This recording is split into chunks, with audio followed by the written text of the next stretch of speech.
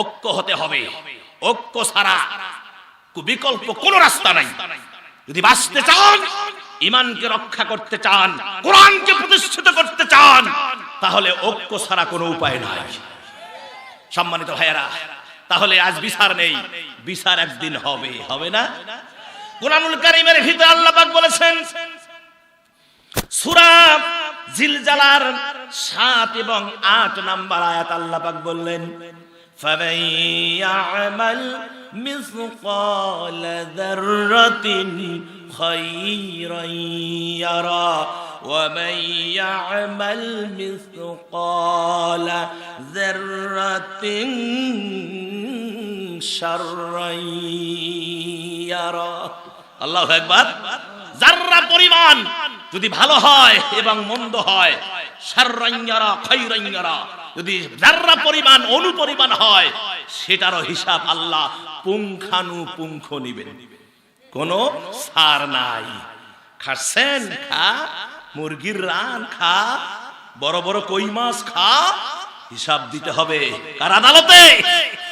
একটা টাকা আমি আনসারি বড় মসজিদের ইমাম সাহেব হুজুর, আমার শ্রদ্ধাভাজন ডাক্তার সাহেব, একটা টাকা কোথা থেকে উপার্জন করেছি আর কোন খাতে ব্যয় করেছি, যতক্ষণ পর্যন্ত জবাব দিতে পারবো না, কিয়ামতের ময়দানে এক কদম সামনে অগ্রসর হতে পারবো না। আপনার যৌবন কোন কাজে ব্যয় করেছেন, হিসাব না দেওয়া পর্যন্ত, হ্যাঁ, অত সস্তা লারে লাপ্পা করে বেড়াবে না। দুই কাঁধে দুইজন কি আর কি, মানে ওই গরুর ঘাস কাটার জন্য বসে আছে? হ্যাঁ, দুই কাঁধে দুইজন। যদি আল্লাহ আমাদের মতো মানুষকে দায়িত্ব দিত যে এর আমল নামা লেখ, ওই টাকা খায় ভেজাল করতো। কথা কয় নাকি? হ্যাঁ, টাকা খায় ভেজাল করতো। আমার আল্লাহ কোন মানুষকে দায়িত্ব দেয় নাই, তার রহমতের ফেরেশতা বসায় রাখছে। আপনি গুনাহ করবেন, সাথে সাথে লেখা হয়, গুনাহ করলে দেরি করে লেখে, কিন্তু নেকির কাজ আপনি করেন নাই, নিয়ত করছেন যে আমি আগামীতে হজে যাব, নিয়ত করলেন না, লেখা হয়ে গেছে, লেখা হয়ে গেছে। আর আপনি অন্যায় করছেন, জোহরের নামাজ পড়েন নাই, আসরের সময় জোহর থেকে নামাজের শেষ হওয়ার পর ঠিক হয়, ভাই লিখবো লিখবো, দেরা তো আসরের সময় দিয়ে এলাম, ভুল করছে, আসরের সময় পরে যদি এলাম, এভাবে যখন সে পড়ে না, এশার নামাজের পরে, এখন এই ফেরেশতা লেখ লেখার ফেরেশতা কয়, এখন কি করিস কর, আল্লাহু আকবার। কিন্তু যখন কোন লেখ কাজ করে বান্দা, বদি লেখা ফেরেশতাকে জিজ্ঞাসাও করে না, আগে লিখে ফেলে। জোরে বলেন না সুবহানাল্লাহ।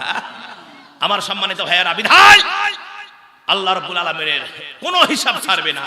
আর বিচার, আপনার প্রতি অবিচার করা হয়েছে, ধৈর্য ধারণ করেন। সূরা আনাম, আল্লাহু আকবার করেন। সূরার নাম কি? সূরা আনাম। আল্লাহ রাব্বুল আলামিন বলেন, ও পৃথিবীর মানুষ, তোমরা শুনে নাও, দুঃখ করো না, কষ্ট করো না, তোমরাই জয়ী হবা। দুঃখ কষ্ট নাই মনে, হৃদয় থেকে, হৃদয়ের ভিতরে তোমার যে কষ্ট জমিয়ে আছে, প্রতিবাদ করতে পারছো না, প্রতিশোধ নিতে পারছো না, ও বান্দারে অপেক্ষা কর, সবর কর। কিয়ামতের ময়দানে আমি আল্লাহ যখন হাকিম হয়ে বসবো, জোরে কোন কি হয়ে বসবে? হাকিম হয়ে বসবো আমি আল্লাহ যখন। আমার ভাইয়ারা, আল্লাহ রাব্বুল আলামিন কুরআনুল কারীমে বলে দিলেন, ইনিল হুকমু ইল্লা লিল্লাহি ইয়াকুসুল হক ওয়া হুয়া খায়রুল ফাসিলিন। আমার আল্লাহ বলে দিলেন, ইনিল হুকমু ইল্লা লিল্লাহ, প্রভুত্ব, সার্বভৌমত্ব কেবলমাত্র শুধুমাত্র একমাত্র কার জন্য? আল্লাহর জন্য।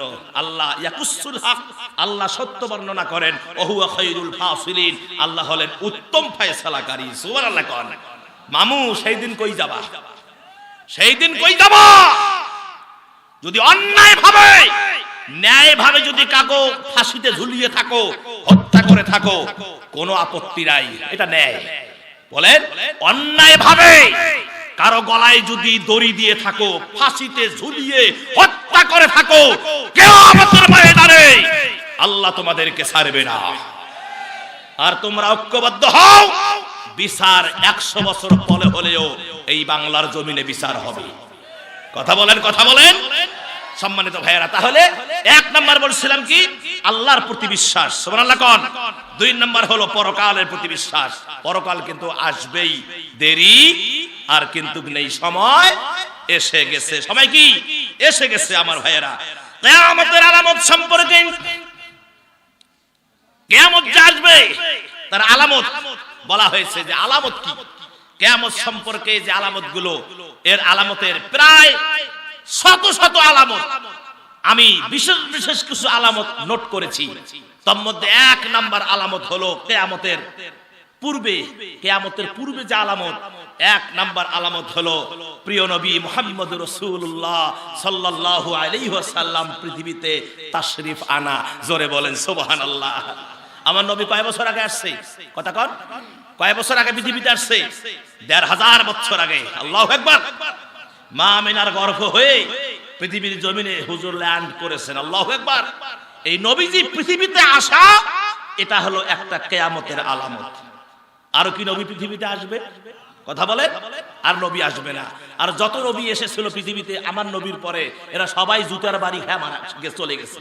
এরা সবাই কি লাঞ্ছিত হয়ে, অপমানিত হয়ে, কেউ বাথরুমে, কেউ হলো আপনার ভাইয়েরা মানুষের জুতার বাড়িতে পৃথিবীতে বিদায় গ্রহণ করেছে। আমার নবী বলেছেন আনা খাতামুন নাবিয়্যিন, আমি নবী হলাম শেষ নবী, আমার পরে পৃথিবীতে আর কোনো নবী আসবে না। আসবে নাকি জোরে কোন? আসবে না। বিধায় নবী পৃথিবীতে আসা মানে কিয়ামত আর বেশি দূরে নয়। দুই নম্বরে আমার ভাইয়েরা, দুই নম্বর কিয়ামতের আলামত হলো চন্দ্র দ্বিখণ্ডিত হওয়া। চন্দ্র কয় খণ্ড হওয়া? দ্বিখণ্ডিত হওয়া। এটা হইবে না, হয়ে গেছে, পাস্ট, অতীত হয়ে গেছে। হয়ে গেছে মানে কিয়ামত আর বেশি দূরে নয়। আমার বন্ধুগণ, আল্লাহর নবী মুহাম্মদ রাসূলুল্লাহ সাল্লাল্লাহু আলাইহি ওয়াসাল্লাম আবু জেহেল প্রশ্ন করেছিল, ও মুহাম্মদ, আমি ঈমান আনতে পারি যদি তুমি চন্দ্রটাকে দ্বিখণ্ডিত করে দেখাতে পারো। কি দেখাইতে পারবে? চন্দ্রকে দ্বিখণ্ডিত করে দেখাতে পারো। প্রিয় নবী মুহাম্মদ রাসূলুল্লাহ সাল্লাল্লাহু আলাইহি ওয়াসাল্লাম হাঁটি হাঁটি পা পা করে জাবালে আবু কুবাইসের উপরে উঠলেন। সুবহানাল্লাহ কোন? সেই জাবালে আবু কুবাইস এখনো আছে, থাকবে কিয়ামত পর্যন্ত। যারা হজ করেছেন, হুজুরও করেছেন, আমার বাবাজিও করেছেন, আল্লাহ আমারও করাইছেন, নিজ চোখে দেখেছি জাবালে আবু কুবাইস। এটা হলো পৃথিবীর সবচাইতে প্রথম, পৃথিবীতে যত পাহাড় আছে এই জাবালে আবু কুবাইস হলো এটা প্রথম পাহাড়। কেননা আমরা ভূগোল বিজ্ঞানে পড়েছি যে পৃথিবীতে জমিন হলো আপনার 1 ভাগ আর পানি হলো 3 ভাগ। মানে হিসাব হলো জল হলো কয়? 3 ভাগ জল, 1 ভাগ স্থল। কি পড়েন নাই আপনারা? এটা হলো হিসাব। এখন এই জলের উপরে 3 ভাগ জলের উপরে যে আপনি মাটি স্থল ছেড়ে দেন, ঢুলবে কি ঢুলবে না? ঢুলবে কি ঢুলবে না? আমার ভাইয়েরা, যখন এই মাটি যখন ঢোলা শুরু হয়ে গেল, স্থল যখন ঢোলা শুরু হয়ে গেল, আমার আল্লাহ তখন পেরেক লাগালেন, গজাল মেরে দিলেন। সেই গজালটা হলো, সেই পেরেকটা হলো জাবালে আবু কুবাইস। জোরে বলেন সুবহানাল্লাহ। জমিন স্থির হয়ে গেল। এই জাবালে আবু কুবাইসের আরো মহত্ব আছে। যদি আরবের মধ্যে কোনো দুঃসংবাদ সুসংবাদের প্রয়োজন হতো, তখন মানুষেরা, নেতারা জাবালে আবু কুবাইসের উপরে হাত মারতো আর লোকজন জড়ো হয়ে যেত।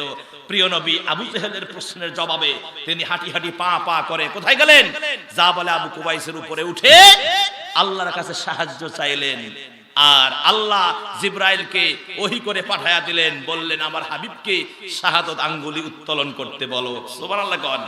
প্রিয় নবী শাহাদত আঙ্গুলি খানা উত্তোলন করলেন, আর সঙ্গে সঙ্গে চাঁদটা 2 টুকরো হয়ে গেল। এটার সত্যতা আমার ভাইয়েরা যারা চাঁদের দেশে গিয়েছিল তারা দেখে এসেছে যে নবীজির ওই সময়ের আঙ্গুলের ইশারায় চাঁদের যে ফাটলটা ছিল, চাঁদ 2 ভাগ হয়ে গিয়েছিল। আমরা নিজ চোখে দেখে এসেছি সেই চাঁদের মাঝে মাঝে এখনো ফাটা দাগ। আল্লাহু আকবার। আর এই চাঁদ দ্বিখণ্ডিত হওয়াটাই আমার ভাইয়েরা প্রিয় নবী মুহাম্মদ রাসূলুল্লাহ সাল্লাল্লাহু আলাইহি ওয়াসাল্লাম বলেছেন কিয়ামতের 2 নাম্বার আলামত। সেটা কি? চন্দ্র দ্বিখণ্ডিত হওয়া। ইকতারাবাতিস সাআতু ওয়ানশাক্কাল কমার ওয়ানশাক্কাল কমার। কিয়ামত নিকটবর্তী হয়ে গেছে, চন্দ্র বিদীর্ণ হয়ে গেছে। সূরা কমরের 1 নাম্বার আয়াত 529 নাম্বার পৃষ্ঠা 14 নাম্বার লাইন। আমার ভাইয়েরা তারপরে আসেন বাইতুল মাকদাস, ফিলিস্তিন বিজয়। বাইতুল মাকদাস ফিলিস্তিন বিজয়। এখন তো ফিলিস্তিনের অবস্থা করুণ অবস্থা, কথা বলে ঠিক কিনা?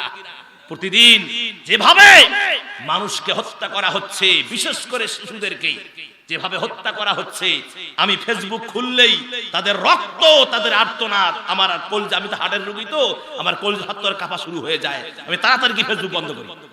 বিশ্বাস করেন, তাদের আর্তনাদ, তাদের কান্না, ফিলিস্তিন আকাশ বাতাস ভারী হয়ে গেছে। অথচ বাংলাদেশে, শুধু বাংলাদেশ না, গোটা বিশ্বে মুসলমানের সংখ্যা হলো 200 কোটি। কত কন জোরে কন, কয় শত? 200 কোটি মুসলমানের সংখ্যা। আর ইহুদির সংখ্যা হলো মাত্র 90 লাখ থেকে 1 কোটি। 90 লাখ থেকে কত? 1 কোটি। আপনার ইহুদির সংখ্যা। আর মুসলমানের সংখ্যা কত? 200 কোটি মুসলমানের সংখ্যা। আল্লাহু আকবার। আমরা সবাই ভীতু হয়ে আছি। বিশ্বাস করেন মুসলমান, এই 200 কোটি মুসলমান যদি ফিলিস্তিনের এরিয়ায় গিয়ে, আপনার কি বলে, ইসরায়েলের এরিয়ায় গিয়ে যদি এই 200 কোটি মুসলমান পেশাব করে দেয়, ইসরায়েলের ইহুদিরা ভেসে যাবে। কথা বলেন ঠিক কিনা?